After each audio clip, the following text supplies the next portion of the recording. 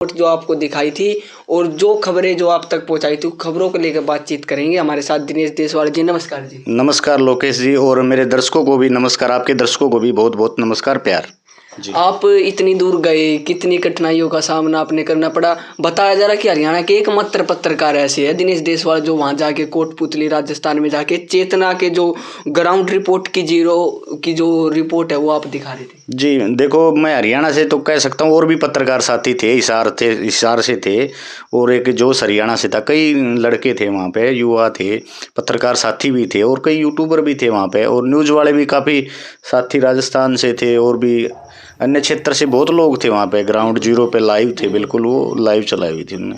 दिनेश जी, कैसा लगा जब पहली बार आपने ये मुद्दा सुना और आप इतनी दूर, कितने किलोमीटर दूर गए थे आप?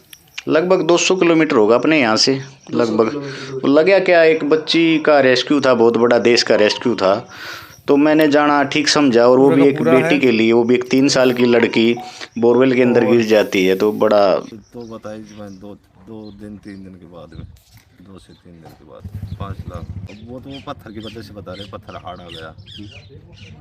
साथी वहाँ गए हैं, वीडियो में आप देख रहे हो ग्राउंड पे।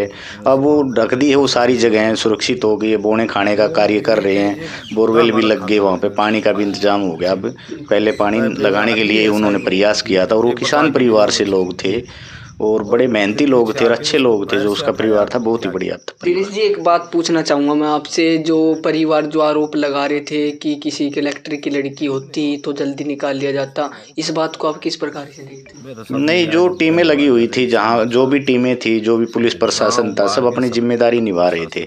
किसी पे हम शक नहीं कर सकते, क्योंकि किसी भी कोई भी लड़की हो, चाहे वो तो एक बहुत बड़ा रेस्क्यू था देश के लिए। वो लड़की सबकी लड़की थी, उस परिवार की लड़की नहीं थी, वो सभी की लड़की थी। उस टाइम पे देश मन्नतें मांग रहा था भगवान के आगे। हम भी हाथ जोड़ जोड़ के, सामने हमारे मंदिर था, कुछ ही दूरी पे मंदिर था। मैंने कई बार माता रानी का मंदिर देखा, माता रानी को देख रहा था, हे माता रानी चेतना बेटी की रक्षा करो, लेकिन रिजल्ट अच्छा नहीं निकला। जो भी था। आप बात कर ले पत्रकारिता की, आप इतनी दूर गए, किन किन कठिनाइयों का आपने सामना करना पड़ा? पहली बात तो ये बताओ, कितने दिन वहाँ पर रुके? वहाँ मैं 5-6 दिन रुका था, और कठिनाइयाँ क्या थी, पत्रकार के आगे कोई कठिनाइयाँ मैं मानता नहीं। कोई कठिनाइयाँ नहीं होती। अगर उसका दिमाग से ही काम करता हो, दिल से काम करता हो, तो हम कहीं भी जा सकते हैं। और अपना जो चौथा स्तंभ है, वो इसीलिए लोग विश्वास करते हैं, और हम विश्वास पे खरा उतरने की कोशिश करते हैं। यही हमारी पत्रकारिता, एक समाज सेवा मानता हूँ मैं तो पत्रकारिता को। एक समाज के लिए हम कहीं काम आ जाएं, जो आगे का जीवन है वो मैं सोचता हूँ कि समाज में हमारे कुछ काम आ सके। हमारा शरीर है, जो हमारी हिम्मत है, वो समाज के लिए रहे। ये देखो, दिनेश देशवाल जी थे हमारे साथ जुड़े थे बातचीत करने के लिए। चेतना के ऊपर हमने बातचीत की, और काफ़ी ज़्यादा मुद्दे हैं जो इनके चैनल पे आप देख सकते हो, और काफ़ी ज़्यादा जो नए नए मुद्दे हैं वो उठाने की कोशिश करते हैं दिनेश जी। दिनेश जी एक बहुत ही अच्छी पत्रकारिता और बहुत ही सहनशीलता वाली पत्रकारिता करते हैं, ना कि किसी कहीं अड़ के पत्रकारिता करते हैं। दिनेश जी, आपके बारे में बोला जाता है कि बहुत ही ज़्यादा शांत पत्रकारिता आप करते हो, और बहुत ही मतलब ऐसी आप खबर दिखाने की कोशिश करते हो कि पूरा परिवार इकट्ठा बैठ के देख सके। उसमें कोई गाली गलौच वाली आप बातचीत नहीं करते, तो इस बात को आप कैसे देखते हैं? देखो जी, जो हमने पढ़ाई की है, जर्नलिज्म की है, मैंने कुरुक्षेत्र यूनिवर्सिटी से पढ़ा हूँ मैं। तो जो पढ़ लिख के जो यूट्यूब पे भी काम कर रहे हैं, अखबारों में भी काम कर रहे हैं, काफ़ी लोग, वहाँ से हमने तजुर्बा लिया है, वहाँ से सीखा है, काफ़ी चीज़ें सीखी हैं। सहनशीलता, धैर्य बनाए रखना, लोगों को समझाना, हमारी वजह से किसी को नुकसान ना पहुँचे, हर चीज़ देखनी पड़ती है। ये नहीं कि भाई हमने खाली व्यू के लिए हम काम कर रहे हैं या पैसे के लिए हम काम कर रहे हैं। हर चीज़ को एक तोल के चलता है इंसान। जो पत्रकार है वो हर चीज़ को देखता है, किसी को ठेस ना पहुँचे, हमारी वजह से कोई परेशान ना हो।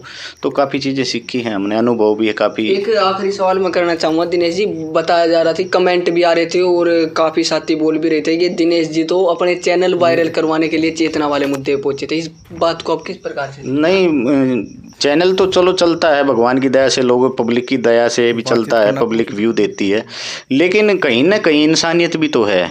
मैं तो हर जगह जाने की कोशिश कर रहा था। मैं गुजरात के लिए निकल लिया था, मैं 100 किलोमीटर चला गया था। इंदिरा लड़की गिरी थी, उसके कुछ ही टाइम बाद मैंने लाइव भी आया था मैं। तो मैं वहाँ से वापस इसलिए मुड़ा क्योंकि वो मुद्दा ख़त्म हो गया, लड़की को निकाल लिया गया। मैं तो गुजरात जाने की सोच रहा था, और मैंने टिकट के लिए भी ट्राई किया, ट्रेनों के लिए भी ट्राई किया, हवाई जहाज़ के लिए ट्राई किया, फिर मैं अपनी गाड़ी लेके चल पड़ा अंत में। मैं कहा देखा जाएगा, जैसे मैं चेतना के लिए भी अकेला ही गया था यहाँ से झज्जर से, और कोशिश की थी, लेकिन व्यू और पैसा कहाँ, व्यू पैसा आता है इतना यूट्यूब पे आजकल।